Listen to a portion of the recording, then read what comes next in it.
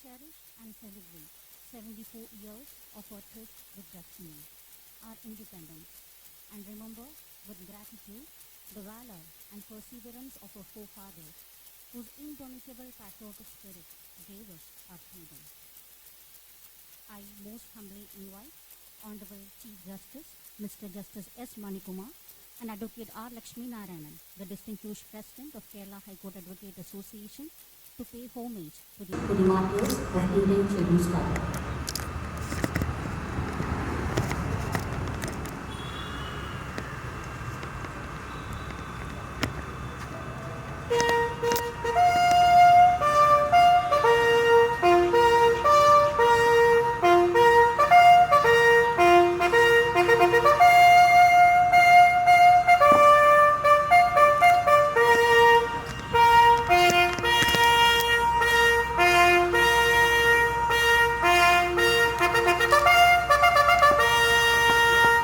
Excuse me.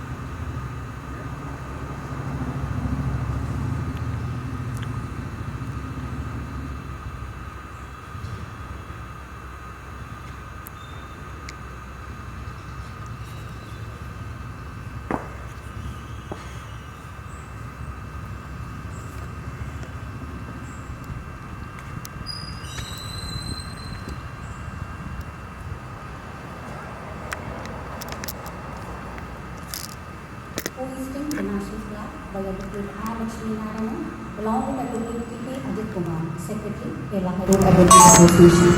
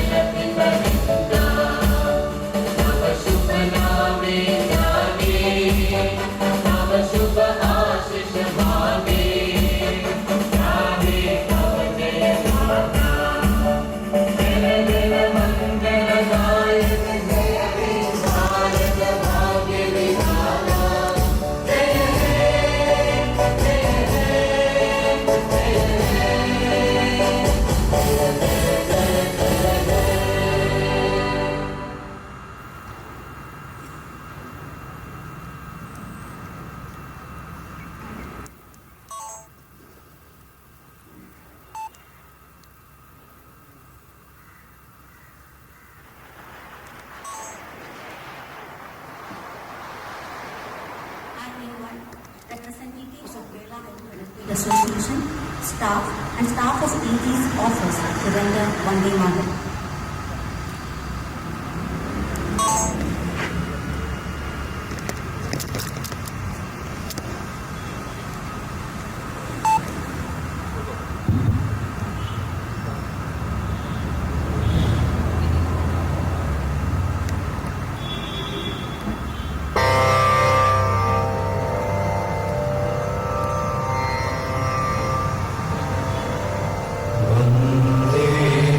Vande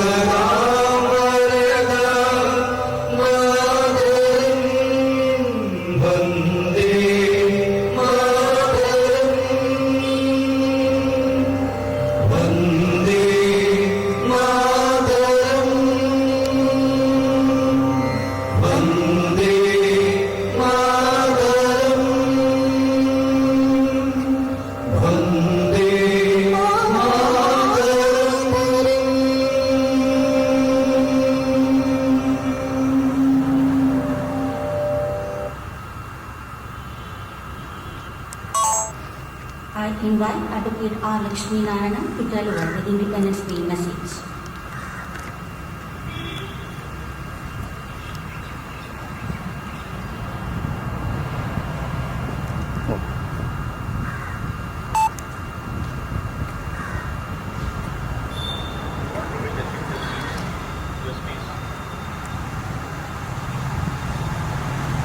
Honorable Chief Justice Sri S. Manikumar, Honorable Judges, Respected Advocate General Sri C.P. Sudhakar Prasad, Respected Senior Advocates, Respected Members of the Bar, Registrar General, other registrars and staff of this Honorable Court, staff of the Advocate General's Office, Advocate Clerks, and ladies and gentlemen.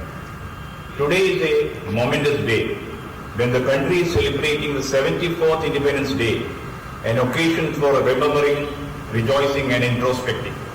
Indian independence struggle, one of the greatest of its kind, was fought by our patriotic forefathers to free our motherland from a foreign power, to regain and establish self-respect for each citizen. Independence brings with it not only rights and privileges but also duties and responsibilities. Every right has a corresponding duty, as articulated beautifully by Mahatma Gandhi. I quote, "I learned from my illiterate but wise mother that all rights to be deserved and preserved come from duty well done. Thus the very right to live accrues to us when we do the duty of citizenship of the world." From this one fundamental statement, perhaps it is easy to define duties of man and woman and correlate every right to some corresponding duty to be first performed. Unquote. It is now accepted that while we aim at the greatest amount of freedom possible, it is necessary to develop the fullest sense of responsibility that will allow that freedom itself to grow. When the rights and responsibilities are balanced, freedom is enhanced and a better world can be created. While we remember and salute the heroes of freedom movement, as members of the legal fraternity, this is the day to pay tribute to that generation of lawyers who took part in the freedom struggle so that we may experience and enjoy the freedom with greatest pride. Lawyers were in the forefront of public life and the freedom movement. The father of our nation, Mahatma Gandhi, started his career as a lawyer and fought against the racial discrimination and for civil liberties of the people. Dr. Rajendra Prasad, who presided over the deliberations of the Constituent Assembly and later became the first President of India, was also a lawyer. So was the first Prime Minister Pandit Jawaharlal Nehru and the unifier of India, Sardar Vallabhbhai Patel, all associated with great Mahatma Gandhi during the freedom struggle. Many other revolutionary leaders of the freedom struggle were also lawyers. Bal Gangadhar Tilak, Lala Lajpat Rai, C.R. Das, Rajaji were also lawyers, to name a few. Their sacrifice and contribution are immense. Their life and work is a great inspiration and their memory a benediction for us, the present generation lawyers also. Indian judiciary has played a stellar role to preserve the liberties of the people. liberty has proved most conducive to the flowering of human spirit. The exercise of all judicial power through judicial process is basically for administration of justice and upholding the rule of law. The seminal importance of all this in a constitutional democracy can never be overemphasized. The bench and the bar are complementary. Judges write memorable judgments and lay down the law. Lawyers aid them in this task with their argument. It is said the judgments of Chief Justice Marshall are the arguments of Daniel Webster reiterated. Independence Day, while reminding us of individual liberty, also reminds us about the independence and integrity of institutions. Independence of judiciary is a celebrated phrase. Recently, the Supreme Court of India, while striking down a rule framed by our neighboring High Court on the ground that it's ultra-vires of Section 34 of the Advocates Act and usurped the power of the Bar Council and in disciplinary matters, observed thus, I call for the judgment R. Muthukrishnan was the Registrar General of High Court of Judicature at Madras, reported in AR 2019, Supreme Court 849. The judges are to be respected by the bar. They have in turn equally respect the bar. Observance of mutual dignity, decorum of both is necessary, and above all, they have to maintain self-respect too. This is a fine balance between the bar and the bench that has to be maintained, as the independence of judges and judiciary is supreme. The independence of bar is on equal footing. It cannot be ignored and compromised, and the lawyers have the fear of judiciary or from elsewhere that is not conducive of the effectiveness of judiciary itself. That would be self-destructive, unquote. It is also observed in this judgment that the bar is, in a way, mother to the bench. I have mentioned the above judgment in view of the increasing trend indicating lack of desired level of confidence and mutual respect between judiciary and the lawyer community in the country. Bar and the bench cannot exist without one another. Though it may sound confusing, it has to be said that though the bar and the bench are supposed to be independent in their working and functioning, they are depending on each other for the sake of their existence. When talking about the bar, I must also mention that the advocate clerk community has been the backbone of the bar. Without their assistance, the lawyers cannot effectively discharge their function and obligation. Administrative justice is incomplete without the officers and staff of this honorable court. Their dedication and hard work help this institution of judiciary to discharge its duties to the citizenry. While we are celebrating this Independence Day, we are amidst a pandemic. In fact, it can be said that we, I mean the whole world, are fighting a freedom struggle against a virus which has caused tremendous disaster. This Independence Day, we should resolve that we must continue our fight against all vices, including the coronavirus. At this juncture, we must also remember the victims of two tragedies that have recently hit our state, Rajamala landslide and aircraft crash at Karipur. Many have lost their loved ones due to COVID pandemic and nature's fury. We offer our heartfelt condolence to their bereaved family. Ours is a vibrant democracy, and we must zealously strive hard to protect it so that our nation remains forever a sovereign, socialist, secular, democratic republic, as proclaimed in the preamble of the Constitution, and also to see that all of its citizens secure justice, liberty, equality, and fraternity as enshrined therein. I wish you all a happy Independence Day. Jai Hind.